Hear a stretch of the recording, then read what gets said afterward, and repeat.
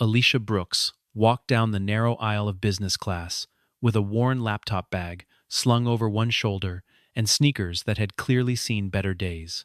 She looked like exactly what she was underneath the surface, a woman who had spent the last 3 days buried in code and conference panels, too tired to care about appearances. But to the man already seated in 11A, she looked like something else entirely, a mistake, an inconvenience, a person who did not belong. Richard Coleman glanced up from his newspaper, took in her plain gray sweater and scuffed backpack, and let his eyes linger just long enough to make his judgment clear. He did not say a word yet. He did not need to. The flight attendant walking past paused for half a second longer than necessary at Alicia's boarding pass, comparing the name against the seat number as though the two things could not possibly belong together. Alicia noticed. She always noticed. But she had learned, over 31 years of being underestimated, in rooms full of people who assumed far too much, that the fastest way to lose a battle was to fight it before it had even begun. She settled into her seat by the window, tucked her laptop bag beneath the seat in front of her, and pulled out a notebook filled with handwritten equations, the kind of quiet ritual she performed after every major presentation. 2 hours earlier, she had stood on a stage in front of 600 engineers and investors, delivering a keynote on artificial intelligence systems that would, within a year, reshape how 3 different industries operated. Nobody on this airplane knew that. Nobody needed to know that. Alicia had built her entire career on being underestimated and then quietly proving people wrong, and there was a strange private satisfaction in that pattern, one she rarely spoke about out loud. Richard, however, had already made up his mind about her, and men like Richard rarely bothered to update their conclusions once they had been drawn. He cleared his throat loudly enough for the row to hear. "This seat is business class," he said, not quite looking at her. "I just want to make sure there wasn't some kind of mix-up with the booking system." Alicia lifted her eyes from her notebook, calm and unbothered, the way she might look at a student who had asked an obvious question during office hours. "There wasn't," she said simply, and returned to her notes. Richard's jaw tightened. He was not accustomed to being answered so plainly, especially not by someone he had already decided did not warrant a real response. Beside them, a flight attendant named Grace hovered near the galley curtain, watching the exchange with the practiced unease of someone who had seen this particular scene unfold before and knew exactly how it tended to end. The questions kept coming, each one dressed up as polite curiosity, but carrying an unmistakable edge beneath it. Richard asked what company she worked for, then followed up by asking if she was certain she had the right flight, then commented, almost to himself, that airlines really ought to be more careful about who they let sit up front.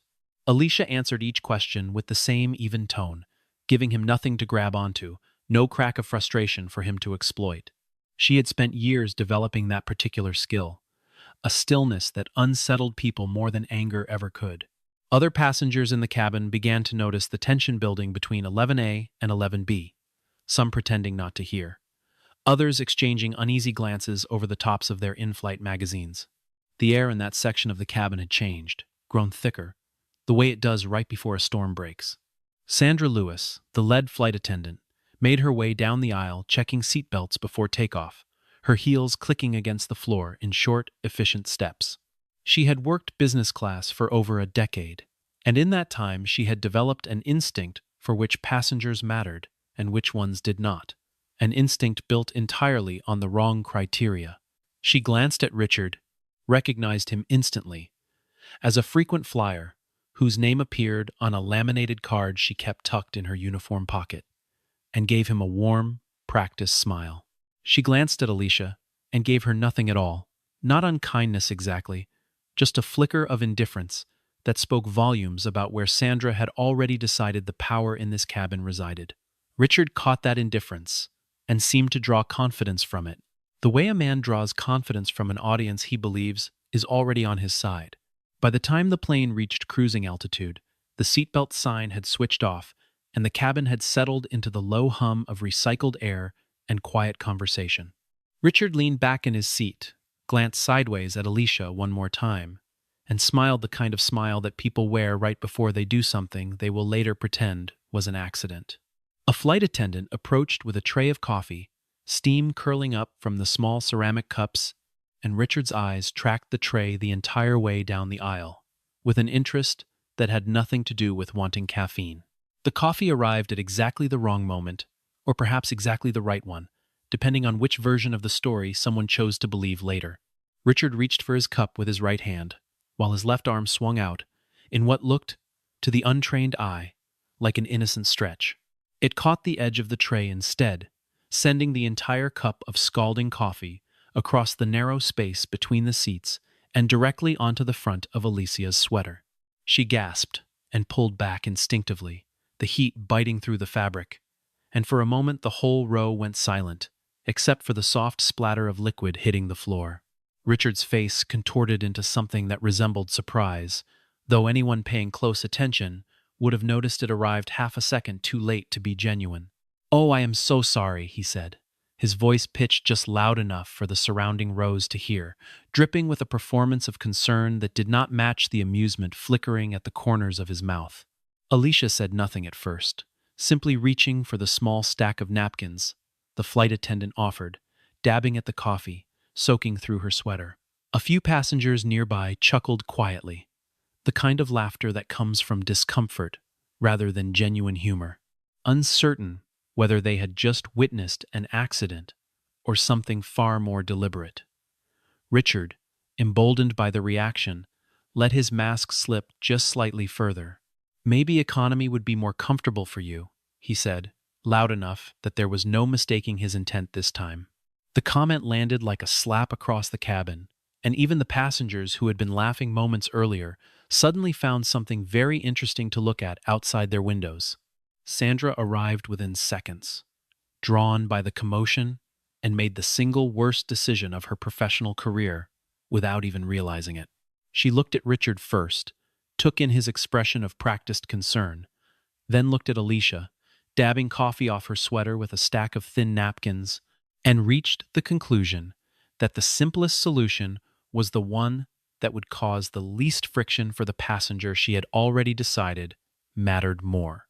"Perhaps it would be easier for everyone if we found you another seat," Sandra said to Alicia, her tone smooth and professional, in a way that made the suggestion sound reasonable, even generous. Alicia looked up at her, coffee still darkening the front of her sweater, and asked the only question that made any logical sense.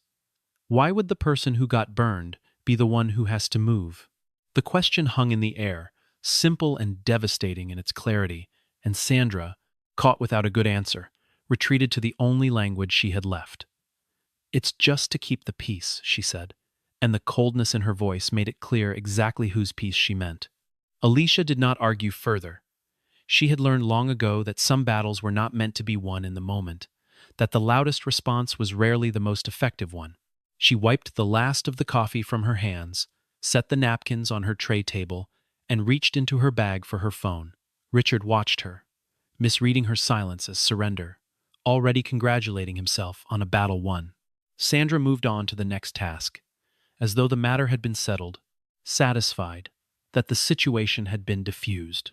Neither of them noticed the small, precise motion of Alicia's thumb across her phone screen, typing out a single short message to a single contact saved simply as Dad. The message read only 4 words. "Dad, are you available?"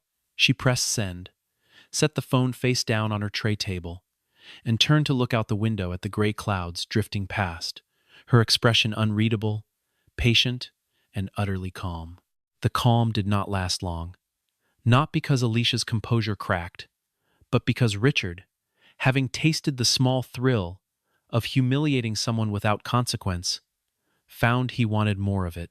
Over the following 20 minutes, he made a quiet sport of it, commenting to the passenger across the aisle about how airlines had gotten too lax with their upgrade policies, wondering aloud whether anyone even checked identification anymore. Each remark aimed sideways, so that it never quite qualified as directly confronting Alicia, while still ensuring she heard every word. Alicia kept her eyes on the notebook in her lap, filling page after page with the same steady handwriting, refusing to give him the satisfaction of a reaction. A woman in the row behind them, sensing the injustice unfolding, pressed the call button and asked a passing attendant if everything was all right, but the attendant simply smiled and said the situation was being handled, a phrase that meant nothing and everything at once. Sandra, for her part, had already moved on mentally, filing the incident away as a minor disturbance rather than what it actually was. When another passenger approached her privately and mentioned that the man in 11A seemed to be needling the woman beside him, Sandra thanked them for the observation and did precisely nothing with it. She had built her entire career on smoothing over friction quickly and quietly, and in her mind, quiet meant successful, regardless of who had been wronged in the process. It did not occur to her, not even for a moment, that the woman she had dismissed so easily might be watching everything, remembering everything, documenting everything in the calm, methodical way that had made her one of the most respected engineers in her field. A young man seated 2 rows back, headphones hanging loosely around his neck, had quietly pulled out his phone the moment the coffee spilled and had been recording ever since, angling the camera just enough to capture both Richard's smirking profile and Alicia's controlled, dignified response. He did not say anything to anyone about it. He simply let the footage run, capturing minute after minute of a story that was unfolding exactly the way stories like this had unfolded 1,000 times before, except this time, unbeknownst to nearly everyone in that cabin, the ending would not follow the familiar script. Alicia noticed the young man's phone angle once, glanced at him just long enough to confirm what he was doing, and gave the smallest, almost imperceptible nod before returning her attention to her notebook. It was the only acknowledgement she allowed herself, a quiet thank you passed between two strangers, who understood, without needing to say it, exactly what was happening. By the time the captain's voice crackled over the intercom to announce their descent into Chicago, word of the incident had reached the cockpit in the form of a brief, sanitized report delivered by Sandra herself. Captain Ethan Ross listened with half his attention, focused mostly on the instruments in front of him, and asked only the questions that would keep the flight running smoothly, rather than the questions that might have uncovered the truth. Sandra described a disagreement between 2 passengers, framed carefully to suggest that both parties bore equal responsibility, and mentioned, almost as an afterthought, that the woman in 11B had become somewhat difficult when asked to relocate. Ethan nodded, made a brief note in the flight log, describing a minor passenger disturbance, and turned his attention back to the runway lights, blinking faintly through the descending clouds. In the space of that single conversation, without a single camera being reviewed or a single additional witness consulted, Alicia Brooks had been quietly reclassified from victim to problem, a transformation that happens far too easily and far too often in rooms where power decides which version of events gets written down as fact. Alicia felt the shift the moment Sandra returned from the cockpit with a new stiffness in her posture, a subtle coldness that had not been there before. She understood immediately what had happened, understood that somewhere along the chain of communication, her burned sweater and her dignity had been quietly erased from the record, while Richard's discomfort had been elevated into something worth documenting. It should have made her angry, and somewhere beneath the surface it did, a slow, simmering frustration that most people in her position would have struggled to contain. But Alicia had built an entire career on staying steady when the room decided she did not deserve to be believed. And she was not about to abandon that discipline now, not when the stakes were this small compared to boardrooms she had walked into before. Her phone buzzed softly against the tray table, and she turned it over to find a single line waiting on the screen, the kind of message that revealed nothing to anyone else but meant everything to her. It read only 2 words: landing time. No question mark of concern, no outrage, no promise of consequences, just a quiet, practical inquiry from a man who had learned long ago that the most effective responses were rarely loud ones. Alicia typed back the estimated arrival time, set the phone face down again, and allowed herself, for the first time since the coffee had scalded through her sweater, the faintest trace of a smile. Somewhere above the clouds blanketing the Midwest, a story that had begun as a small, cruel humiliation was quietly transforming into something else entirely, though not a single person in that cabin, aside from Alicia herself, had any idea how far the consequences were about to reach. The wheels touched down on the runway with a soft, familiar jolt, and the cabin filled with the usual rustle of unbuckling seatbelts and reaching for overhead bags. Richard stretched in his seat with the satisfied air of a man who believed he had won something, glancing once more at Alicia with a smirk that suggested the matter was closed, filed away as a minor victory in whatever private ledger he kept of moments like this. Sandra moved through the cabin, thanking passengers for flying with them, her voice bright and untroubled, the earlier tension already fading from her memory, the way inconvenient things tend to fade for people who never have to face their consequences. As far as either of them knew, the flight had ended exactly the way it began, with the natural order of things quietly reaffirmed and nothing left to answer for. Alicia gathered her things slowly, folding her notebook shut and sliding her laptop bag back onto her shoulder, her sweater still bearing a faint brown stain across the front, despite her best efforts with the napkins.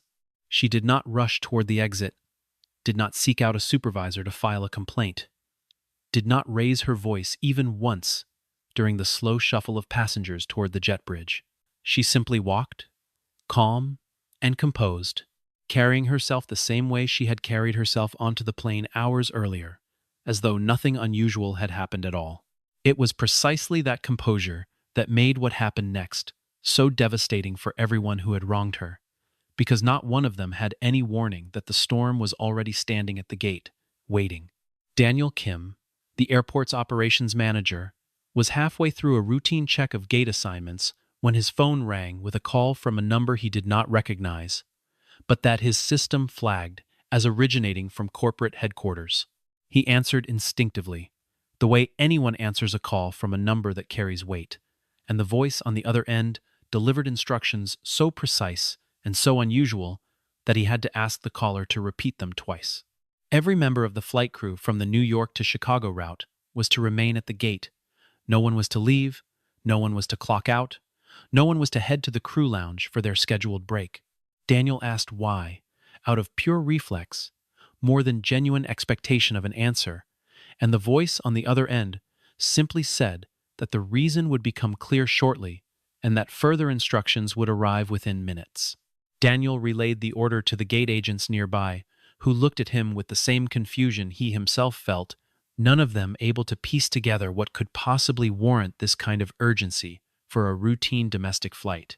Sandra, still riding the quiet satisfaction of a flight she believed had gone smoothly, was intercepted just steps from the jet bridge exit, and informed that she needed to remain in the gate area along with the rest of the crew. Her expression shifted from confusion to mild irritation, the kind of irritation that comes from someone accustomed to being in control of a situation rather than subject to one. Ethan, still in uniform, was pulled aside as well, and even he, a man who had commanded aircraft for over 15 years, felt an unfamiliar prickle of unease settle over him as he waited by the gate with no explanation and no idea what was coming. Word of the strange hold spread quietly through the terminal staff, whispered between gate agents and baggage handlers, who had no context for what was unfolding, but recognized, from years of experience, that something significant was underway. A cleaning crew member glanced up from mopping a nearby spill to see 3 black sedans pulling into the restricted access lane, usually reserved for airport officials and emergency vehicles, gliding to a stop with a precision that suggested careful planning rather than coincidence. Daniel watched from the gate window as the doors of the lead vehicle opened, and though he had never met the man stepping out in person, he recognized the face instantly from the framed photograph that hung in the airline's regional headquarters, the same face that appeared at the top of every internal memo and every annual report he had ever read. Marcus Brooks stepped out of the vehicle, wearing a dark gray overcoat, his expression unreadable in the way that only comes from decades of practice, the kind of calm that unsettles people far more than open anger ever could. Behind him, 2 members of his executive team exited the other vehicles, moving with the same deliberate, unhurried pace as their boss, their faces equally composed and equally impossible to read. Every airport employee who caught sight of the small procession understood immediately, without needing to be told, that they were looking at someone whose presence changed the entire shape of whatever was about to happen. Daniel felt his stomach tighten as he hurried to meet them at the door, already sensing that whatever explanation had been withheld from him moments earlier was about to arrive in person. Marcus did not stop to greet Daniel first, did not pause to shake hands with the regional staff members who had gathered near the entrance, hoping for some acknowledgement of their presence. He walked directly through the terminal, with the singular focus of a man who had exactly one destination in mind, his executive team falling into step slightly behind him, close enough to assist, but far enough back to make it clear that this moment belonged to him alone. Gate agents pressed themselves against the walls to let him pass, murmuring his name to one another in hushed, uncertain tones, none of them entirely sure why the chairman of the company that owned their airline had suddenly materialized at Gate 31 on an ordinary Tuesday afternoon.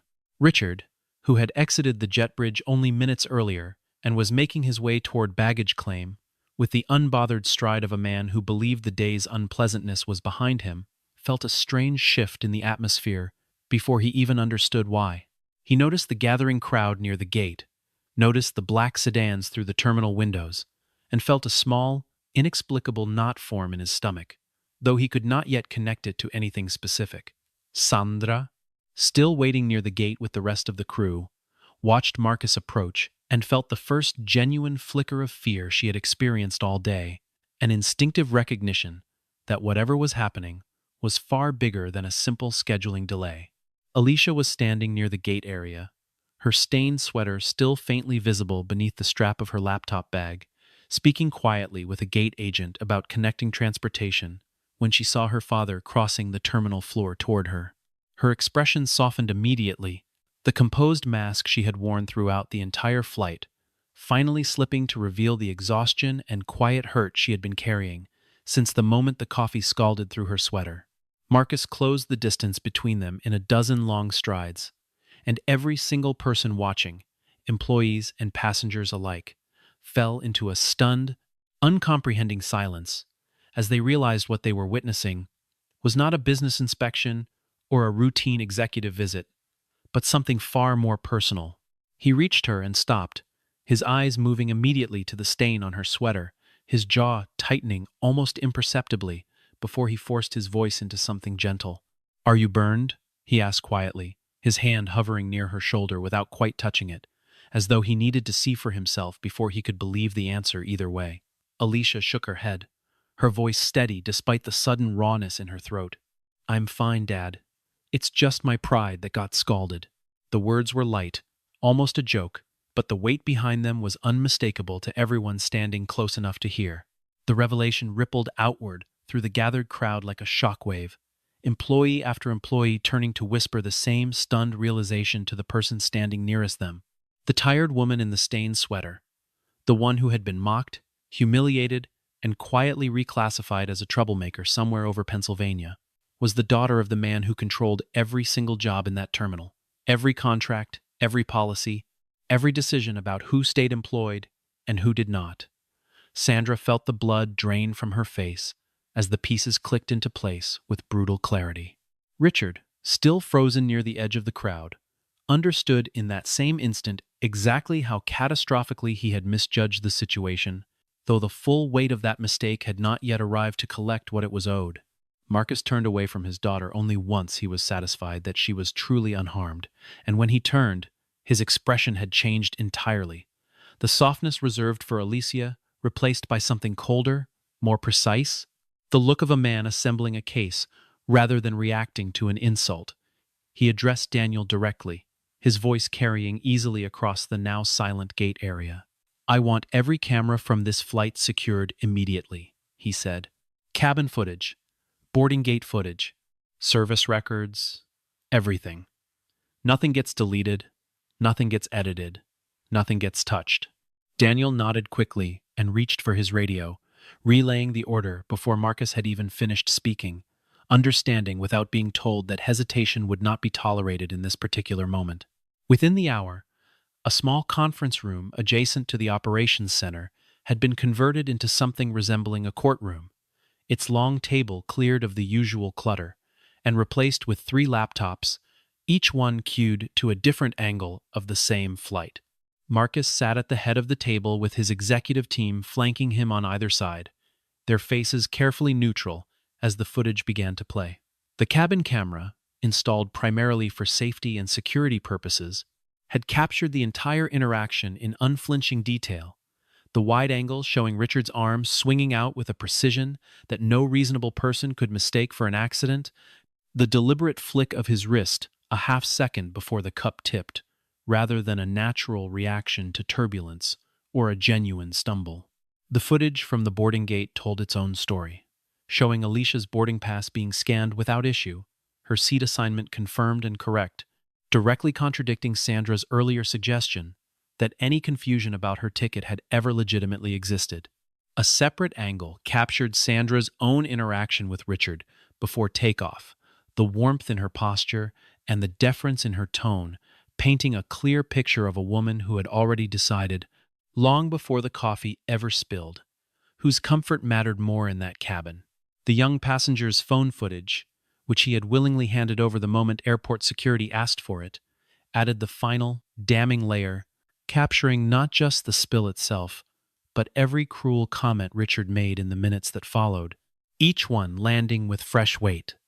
Now that the audience watching included the one man whose opinion could actually change something. Marcus watched the footage 3 times in complete silence, his executive team taking notes beside him, occasionally pausing the recording to mark a specific timestamp for later reference. When the final clip ended, he leaned back in his chair and was quiet for a long moment, the kind of silence that made everyone else in the room deeply uncomfortable. Captain Ross filed a report describing this as a mutual disagreement, he said finally, his voice flat and controlled. He never once reviewed footage before writing that report. He took one person's word over the evidence, sitting right in front of him. Nobody in the room offered a defense, because there was none to offer. The footage did not lie, and it certainly did not flatter anyone whose name appeared in that flight's official incident log. He asked to see the crew, all of them, gathered in one room rather than questioned separately, a choice that surprised his executive team, but one he insisted upon without explanation. Within 20 minutes, Sandra, Ethan, and the 2 other flight attendants who had been working that section of the cabin were seated around the same long table where the footage had just played, their faces ranging from defensive to visibly frightened. Richard, who had initially attempted to leave the airport entirely, had been politely but firmly asked by airport security to remain, a request delivered with just enough authority behind it that he had not dared refuse. Marcus began not with accusations but with a single question, delivered evenly, without raised volume or visible anger, which somehow made it land harder than shouting ever could have. "If this had been someone you loved sitting in that seat," he said, looking slowly around the table at each person in turn, "would you have handled it the way you did?" The question hung in the room, unanswerable, in the way that only true questions are, the kind that expose exactly how thin the justifications people build for themselves really are once someone finally asks them to test those justifications against something that actually matters. Sandra opened her mouth to speak and then closed it again, unable to find words that would not sound exactly as hollow as they were. Richard tried first, predictably, reaching for the same tone of wounded innocence that had served him well for most of his life. "It was an accident," he said, his voice rising slightly with indignation. "People are twisting this into something it wasn't." Marcus did not respond immediately. Instead, he gestured to one of his executives, who turned a laptop screen to face Richard directly, replaying the exact moment, his arm swung outward in slow motion, frame by frame, the deliberate angle of his wrist impossible to reframe as accidental, no matter how many times he insisted otherwise. Richard's face went pale as the footage played, his earlier bravado collapsing under the weight of evidence that offered him nowhere left to hide. Sandra's excuse, when it finally came, was different in shape, but no less hollow in substance. "We're trained to prioritize de-escalation," she said, her voice tight. "I was trying to keep the situation calm for everyone." Marcus turned his attention fully to her now, his expression unreadable. "De-escalation means addressing the person causing harm," he said quietly. "It does not mean punishing the person who was harmed because it's easier than confronting the person who caused it." Sandra had no response to that either, because there was no way to dress up what she had actually done in language that would survive contact with the truth sitting on the screen in front of her. Ethan spoke last, and his defense, though slightly more measured than the others, ultimately amounted to the same fundamental failure. "I relied on the report given to me by my crew," he said. "I trusted my staff to give me an accurate picture." Marcus nodded slowly, as though considering this seriously before delivering the response that mattered. "Trust is not the same as verification," he said. "You are the captain of that aircraft. When a passenger is harmed, the responsibility to confirm what actually happened does not disappear just because someone hands you a convenient summary." The room fell silent again, each person understanding, in their own private way, that the conversation happening around that table was no longer about a single flight or a single spilled cup of coffee, but about an entire culture that had allowed convenience to consistently outweigh truth. Marcus opened a slim folder that had been sitting untouched at his elbow throughout the entire meeting, and inside it were personnel files, service records, prior complaints that had been filed and quietly closed without meaningful investigation, patterns that stretched back further than anyone in that room had realized existed. He did not read the contents aloud immediately, choosing instead to let the weight of the folder itself communicate what was coming. "This is not the first complaint filed against members of this crew," he said finally. "It is simply the first one that happened to reach someone who was willing to actually look." Sandra's composure finally broke at that statement, her carefully maintained professionalism giving way to something closer to panic as she began to understand exactly how much history was about to be dragged into the light alongside her. The consequences, when Marcus delivered them, were neither impulsive nor cruel, but they were absolute, and they left no room for the kind of quiet negotiation that people in positions like Sandra's often relied upon to soften the outcome. Her employment was terminated effective immediately, not solely because of what happened on that single flight, but because the folder in front of Marcus revealed a documented pattern of favoritism toward wealthy or influential passengers stretching back nearly 3 years, complaints that had been filed by other passengers and quietly buried by supervisors who valued smooth operations over honest accountability. Ethan was suspended pending a full review of his conduct as captain, his license and his years of service offering him no protection against the simple, undeniable fact that he had signed his name to a report he never bothered to verify against available evidence. Richard's punishment arrived through a different channel entirely, delivered not by Marcus directly but through the airline's legal and security divisions, who moved swiftly once, given the footage and the full weight of executive backing behind the case. He was placed on a formal restricted flying list maintained by the airline, a designation reserved for passengers whose conduct crossed the line from rudeness into deliberate harm, meaning he would never again be permitted to book a seat on any flight operated under that airline's name. News of the decision spread quickly through certain social circles Richard had spent decades cultivating, and the quiet, cutting judgment of his peers proved, in the weeks that followed, to be a consequence far more painful to him than any fine or formal reprimand could have been. Marcus did not stop with the individuals directly involved in the incident.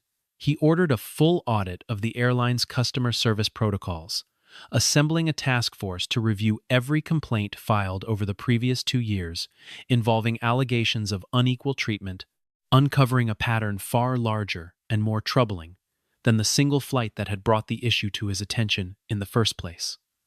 Passengers who had been quietly dismissed, employees who had been quietly rewarded for prioritizing comfort over fairness, entire branches of policy that had been written in ways that made discrimination easy to excuse and difficult to prove, all of it began surfacing under the sustained scrutiny that Marcus now insisted upon at every level of the organization. He made one thing explicitly clear to his executive team as the investigation expanded, a distinction he repeated more than once because he wanted absolutely no confusion about what standard was actually being applied. "Nobody in this company is being punished because they made a single human mistake," he said during a private briefing later that same week. "People make mistakes. That is not what this is about.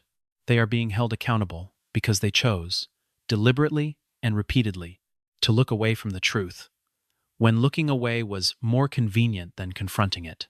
The distinction mattered to him deeply, and he made certain it was written into the formal findings of the investigation, rather than left as an unspoken implication, because he understood that vague accountability rarely produced lasting change, while specific, clearly stated, principles at least gave people something concrete to measure themselves against going forward.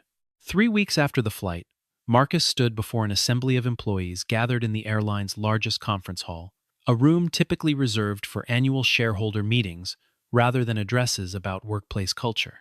Every regional manager, every senior flight attendant, every gate supervisor who could be spared from active duty had been asked to attend, either in person or through a live video connection routed to airports across the country.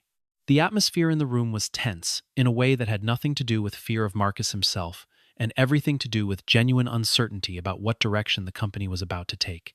He began, not with punishment, but with policy, laying out a new framework that would govern how the airline handled passenger complaints going forward, a framework built specifically to close the exact loopholes that had allowed Sandra's actions to go unchecked for years. Every cabin camera would now be reviewed automatically whenever a formal complaint was filed, removing the ability for any single crew member's account to stand unquestioned against available evidence. A new, independent review board would handle disputes between passengers and staff, staffed by employees rotated in from outside the specific region involved, ensuring no personal relationships or regional loyalties could quietly tip the scales the way they had aboard that flight to Chicago.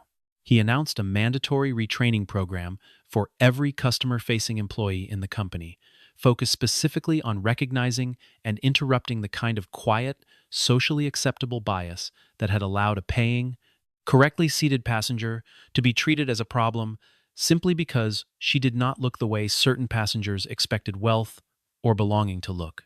The training would not be a single afternoon seminar destined to be forgotten within a month, but an ongoing certification renewed annually, with real consequences attached to failure that went beyond a mild note in a personnel file.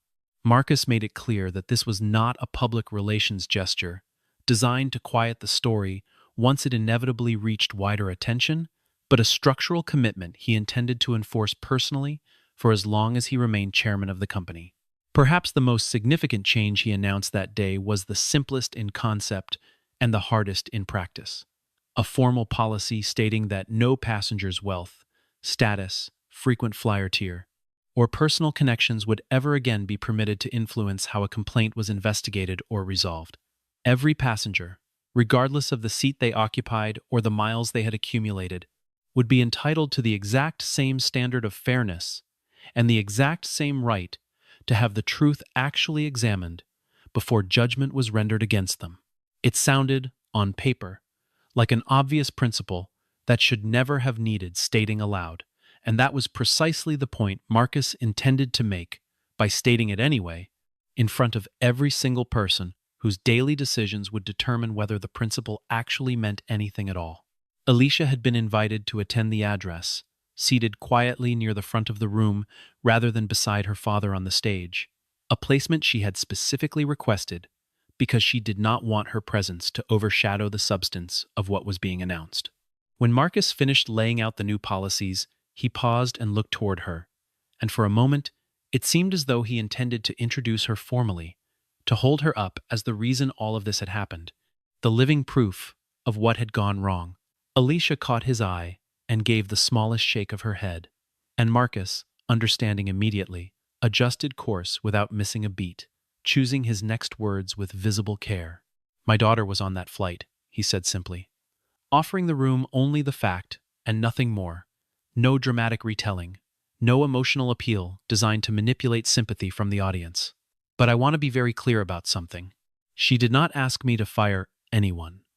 She did not ask for special treatment, and she has specifically asked me not to treat her differently going forward because of who her father happens to be. He let that statement settle over the room before continuing. What she asked me for, when I finally spoke with her that day, was simple. She wanted to know that the next person sitting in that seat, whoever they are, whatever they look like, whatever they can or cannot afford, would be treated with basic human decency. That is the only demand that matters here.